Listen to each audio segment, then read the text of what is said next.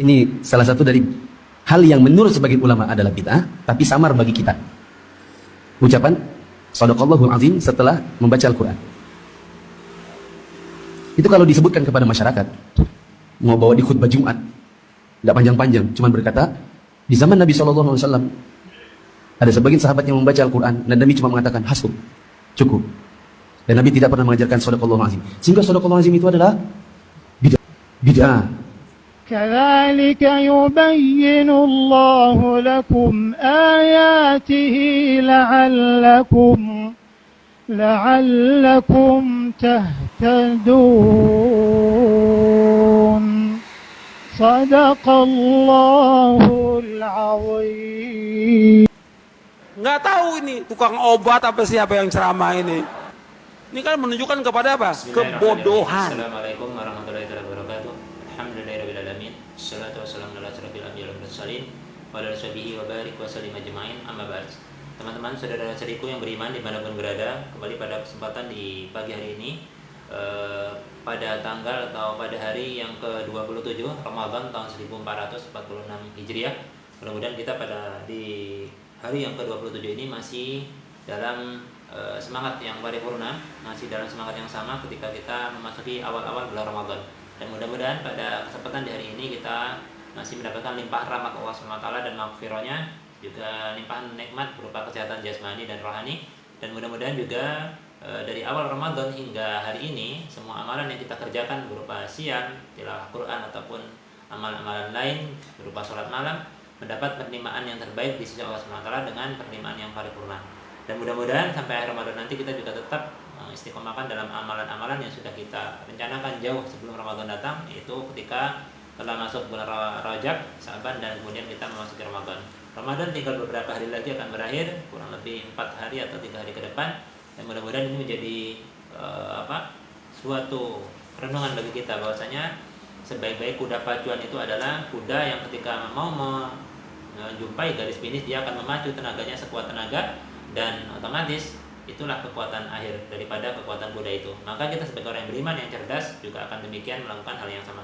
Teman-teman, barusan tadi disimak bersama kurang lebih sekitar 46 atau 48 detik, yaitu video terkait benarkah Rasulullah tidak pernah mengajarkan membaca Shadaqallahul Azim atau Shadaqallahu ketika selesai membaca ayat-ayat Al-Quran, dan benarkah pula perkara ini selain tidak ada contoh dari Nabi adalah termasuk perkara bid'ah. Ya, jadi menurut pernyataan salah satu Ustadz Sanjungan Wahabiyin di Indonesia, yaitu si Muflis Safitra, ya, yang sempat kemarin booming ya gara-gara memframing ulama, ya, membuat video part 1, part 2, part 3 nih kalau kami sentuh seperti ini kami senggol, nanti kira-kira berani tidak dia buat video part 1, part 2 atau part 3 ataupun part 20 lah gitu, terserah dia. Benarkah demikian bacaan Shadaqallah atau Shadaqallahul Azim itu tidak ada ajaran dari Rasulullah SAW atau tidak ada nas atau tidak ada dalilnya di hadis-hadis terkait itu? Bahkan di Al-Quran itu sudah ada ayat yang menjelaskan tentang itu, ya. Man asdaqullah atau Shadaqallahu, seperti itu. Jadi Allah memang paling benar perkataannya, paling benar firman-Nya, seperti itu. Adapun kita hanya menyampaikan saja. Hidayah kembali kepada masing-masing orang yang menerima tayangan ini.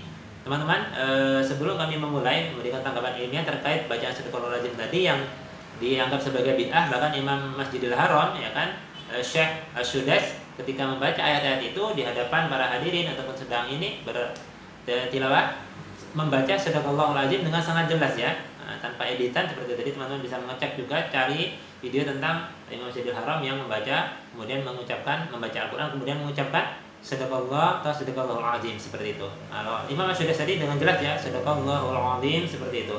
Jadi apakah benar ini bid'ah? Kalau bid'ah berarti sang mufti ini sudah dianggap bid'ah oleh Wahabi Indonesia dan seluruh para bayi-bayi kroninya, seperti itu. Jadi ini bantahan atau sanggahan ilmiah, ya, ini level menengah atau level menengah ke atas, atau bisa dikatakan level tinggi. Jadi kalau bayi-bayi yang belum punya kemampuan untuk berjalan, jangan coba-coba untuk berlari, ya. Ini nggak akan terkejar gitu kan. Ini levelnya jauh, jangan komentar yang tidak jelas. Ini komentar yang tidak jelas nggak nyambung dengan pembahasan. Kalau bid'ah pokoknya tak bid'ah. Kalau sudah pakai pokoknya itu nggak bisa dikasih dalil lagi, seperti itu kan. Nah, jadi sebelum saya memulai bantahan ilmiah ini, nanti ada 3 kitab setidaknya akan kami hadirkan. Pertama akan kami tampilkan di kitab Sunan An-Nasa'i, yang kedua di kitab Sunan At-Tirmizi, yang terakhir nanti akan kami bacakan redaksinya yang akan kami terjemahkan nanti dari kitab Sunan Abu Dawud seperti itu ya. Jadi di kitab Sunan Abu Dawud ini nomor hadis 1109. Nah, catat tuh ya teman-teman. Di halaman 153 jika tidak keliru. Ya 153 atau 154. 153 sampai 154 seperti itu. Dan di kitab Sunan At-Tirmizi nanti di nomor hadisnya 3774 ya di halaman 689. Adapun di kitab Sunan An-Nasa'i ini di nomor hadis 1413 ya, 1413. Ini halamannya 190 pada redaksi kitab kami. Teman-teman yang baru bergabung jangan lupa untuk subscribe dan bagikan tayangan ini agar lebih banyak umat Islam lainnya yang mungkin belum mendapat informasi terkait apa yang akan kami sampaikan ini lebih mendapat kemanfaatan dari tayangan video ini. Sekali lagi kita mohon kebaikan dari Allah SWT di bulan Ramadan ini, memaksimalkan doa agar terjaga daripada pemahaman-pemahaman yang masih pada dasarnya, masih pada kulitnya, tapi sudah bisa menyalahkan amaliyah yang sudah dikerjakan oleh Ahlus Sunnah sejak lama seperti itu. Jadi kita saya dan teman-teman yang lainnya, channel-channel Aswaja yang lainnya, Ahlus Sunnah wal Jamaah itu hanya berusaha menyampaikan, memberikan pembanding atau meluruskan kembali apa-apa yang kurang tepat atau ada kekeliruan. Adapun nanti setelah diberikan penjelasan mereka terima atau tidak, itu terserah mereka. Baik, kita mulai. Yang pertama dari kitab Sunan An-Nasa'i. Ini salah satu kitab pokok ya dari Kutubus Sittah atau Kutubus Tis'ah.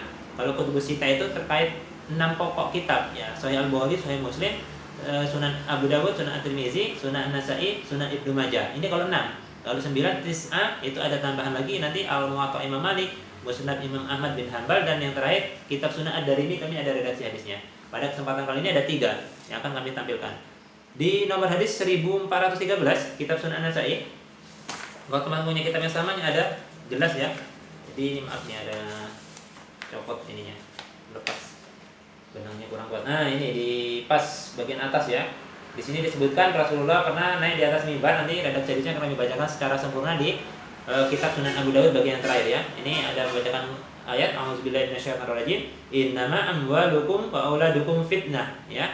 Jadi setelah Rasulullah membaca ayat ini nanti Rasulullah membaca sedekahullah seperti itu ya. Nah, ini hadis yang pertama di nomor hadis 1413 di kitab Sunan An-Nasa'i. Kita akan tampilkan redaksi hadis yang kedua.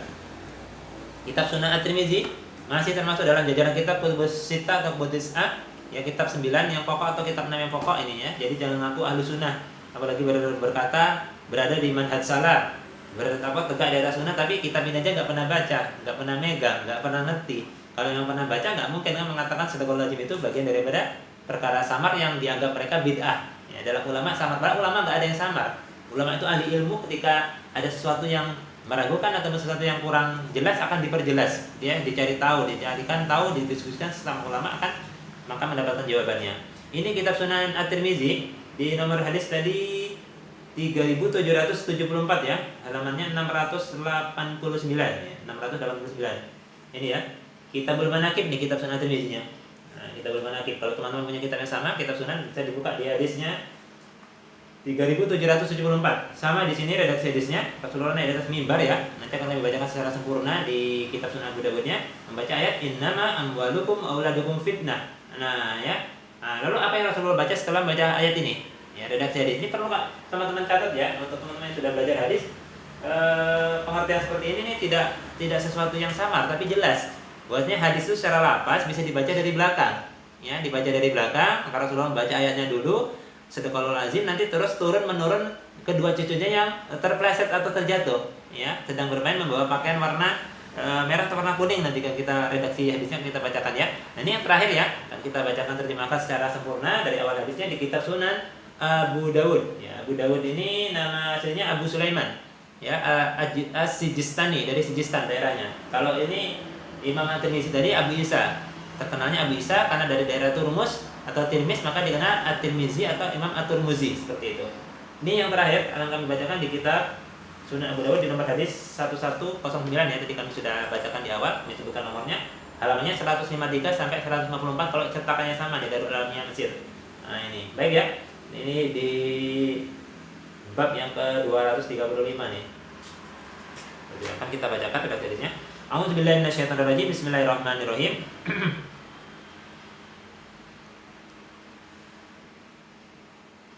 Qala ma'aliku qala haddasana Muhammad ibn al-Ala'i anna Zaid ibn Hubbab haddasana Husain ibn Waqid haddatsani Abdullah ibnu Buraidah an abihi. Jadi dari Ibnu Buraidah ini dari ayahnya an abihi. Siapa ayahnya? Ayah dari Ibnu Buraidah ini adalah Buraidah bin Al-Hasib bin Abdullah bin Al-Haris, ya, sahabat Nabi dari kalangan sahabat. Kunyahnya Abu Sahal, negeri hidupnya di Basrah, wafatnya tahun 63 Hijrah. Nah, Hijriah seperti itu ya. Jadi sahabat Nabi yang menyampaikan hadis ini kepada anaknya dan sampailah kepada Imam Abu Dawud seperti itu. Jadi hadisnya sahih ini.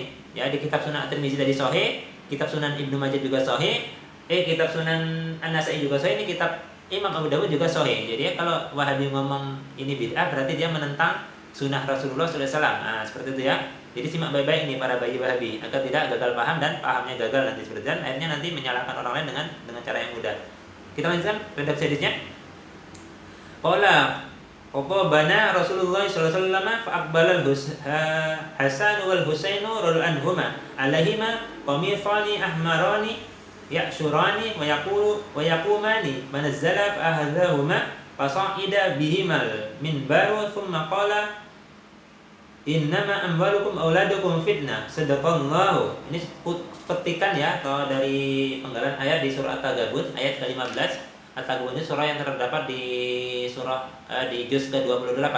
Selanjutnya ra'aitu hazaini falam asbir thumma akhadha fil khutbati. Nah, ini dari hadisnya nih keunggulan dari kitab Sunan Abu Dawud itu hadis yang tercantum dalam kitab yang berbeda seperti di kitab Sunan An-Nasa'i, kitab Sunan At-Tirmizi tadi dicantumkan nomor hadisnya. Di sini juga ada kitab Musnad Imam Ahmad bin Hanbal nomor hadis 22.486 yang mencantumkan hadis yang sama. Ya, teman-teman punya kitabnya bisa merujuk ya. Kami punya file PDF-nya di laptop kami, tapi agak terlalu repot kalau harus menghidupkannya seperti itu. Jadi 3 kitab ini sudah cukup untuk membantah. Langsung saja kita terjemahkan hadis ini. A'udzubillahi minasyaitonirrajim. Bismillahirrahmanirrahim. Bahasanya ayah Buraidah ya, tadi Buraidah dari kalangan sahabat Nabi berkata, Rasulullah sallallahu alaihi wasallam pernah ya tengah berkorban di tengah-tengah kami, tiba-tiba Hasan dan Husain radhiyallahu anhuma membawakan 2 baju yang berwarna merah, tadi kita sebutkan ya, warna merah. Keduanya lalu terjatuh. Nah, keduanya lalu terjatuh itu. Maka Rasulullah aku berkata ya, aku melihat kedua anak ini terjatuh dalam kedua bajunya, maka aku tidak bisa menunggu lama ya, maksudnya tidak bisa bersabar hingga aku mempersingkat khutbahku. Jadi Rasulullah mempersingkat khutbahnya untuk menolong kedua cucunya yang terjatuh tadi. Namun sebelum itu dalam menggendongnya ya naik ke atas, kembali ke atas mimbar, Rasulullah turun dari mimbar kemudian menggendong kedua cucunya tadi Hasan dan Husain, lalu kembali ke mimbar sambil bersabda ya, membacakan ayat Allah SWT yaitu tentang firman-Nya, sesungguhnya hartamu dan anak-anakmu hanyalah sebagai cobaan bagimu. Seperti itu ya. Ini ketika surah At-Tagabun ya, seperti itu. Lalu Rasulullah mengucapkan ya di akhir kalimatnya atau di awalnya mengatakan Maha benar Allah, sadaqallahu. Adapun tadi petikan yang diamalkan oleh Syekh Sudes tadi yaitu sadaqallahul azim, seperti itu. Artinya, teman-teman, ketika kita selesai membaca Al-Qur'an, ini bagian daripada adab ya, gitu. Ulama memberikan penjelasan bukan samar tapi jelas bahwasanya ketika kita selesai membaca doa, redaksi berbeda ada mengatakan subhanakallahumma wa bihamdik subhanakallahumma wa bihamdika asyhadu an la ilaha illa anta astaghfiruka wa atubu ilaik. Dan juga ini sadaqallah atau sadaqallahul azim bagian daripada adab ketika kita selesai membaca ayat-ayat Al-Qur'an atau sedang menghafal Al-Qur'an. Ya, Maha benar Allah dengan segala keagungannya ya, bahwasanya firman Allah ini juga bentuk daripada keagungannya. Jadi ketika diterjemahkan Maha benar Allah dengan segala firman-Nya, segala keagungannya, tidak akan menemui kekeliruan tetapi menemui kepastian tentang keagungan Allah Subhanahu wa taala yang memang maha benar dan tidak bisa digagalkan kebenarannya. Ini saja teman-teman yang bisa sampaikan pada kesempatan kali ini. Mungkin sudah cukup penjelasan kami. Jika ada yang belum jelas berarti memang agak lambat daya tangkapnya ya. Jadi kita tidak bisa memaksa orang untuk cepat daya tangkapnya ketika dia susah menangkap penjelasan seperti itu. Ya, jadi untuk orang-orang yang cerdas akan bisa membedakan, dan yang sudah terjebak pada pemahaman yang salah maka kembalilah bertobat di masih Ramadan ya. Jangan menyalahkan amalia yang tidak ada dasarnya menurut versi mereka, ternyata kita rujuk ke kitabnya ada ya. Maka segala sesuatu yang orang yang senantiasa menyalahkan amalia orang lain yang belum sampai pengetahuan itu kepadanya cenderung akan terjebak pada kesalahan-kesalahan yang berulang. Nah, seperti itu ya. Ada kemarin mengkritik ulama, ternyata dia sendiri yang tidak paham gramatika bahasa Arab ya kan. Nah, ini saya paham latar belakang orang yang tadi mencoba mengkritik bacaan sadaqallahu azim tadi atau sadaqallahu adalah bid'ah ketika diterapkan ketika kita selesai baca Quran dan kita membaca itu seperti itu. ya backgroundnya hanya sekolah di jurusan industri, pulang ke Indonesia terus karena bapaknya pengurus masjid, ya kan, jadi khotib juga kadang-kadang bapaknya, tiba-tiba dia juga ikut sesekali jadi khotib dan tiba-tiba mendapat tempat untuk mengisi semacam taklim lah. Nah itu, jadi sebenarnya bukan jurusan dia kalau membahas seperti ini, ya bukan jurusan dia, tapi kalau memang mampu dan benar tidak masalah, kita tidak mempermasalahkan. Tapi jadi masalah kan dia bilang tidak ada tuntunan dan ini perkara yang bid'ah. Bagi versi Wahabi di Indonesia itu bid'ah bacaan sedekah tadi setelah membaca Al-Quran, padahal itu tidak samar di kalangan ulama. Di kalangan kita Ahlussunnah wal Jamaah itu sudah sangat jelas. Ini saja bisa kami sampaikan, kami tidak bisa merubah apa-apa yang ada dalam pikiran orang-orang, khususnya di bayi-bayi Wahabiyun dan kroni-kroninya, tetapi kami bisa merubah, bisa menjaga mindset kami dan bisa juga menjaga semua di kalangan Ahlussunnah yang satu akidah. Mudah-mudahan tidak tercemar oleh pemahaman-pemahaman yang keliru dan bisa merusak amalia kita, terutama di bulan Ramadan ini. Saya kepada Allah SWT mohon ampun, dan kepada teman-teman sekalian yang menyaksikan tayangan ini saya mohon dimaafkan jika ada kekeliruan. Mudah-mudahan kita akan keluar dari Ramadan ini mencapai puncak daripada perjuangan, yaitu benar-benar kembali kepada Idul Fitri, kembali kepada fitrah kita sebagaimana kita baru dilahirkan, seperti bayi yang baru keluar dari perut ibunya. Menjadi pribadi yang bertakwa sesuai dengan harapan Allah SWT dan ujung ayat 183 di surah Al-Baqarah, yaitu la'allakum tattaqun, kesungguh-sungguhan Allah saja berharap supaya kita diharapkan menjadi pribadi yang bertakwa dan ketika pulang menjadi pribadi yang membawa husnul khotimah. Amin Allahumma amin.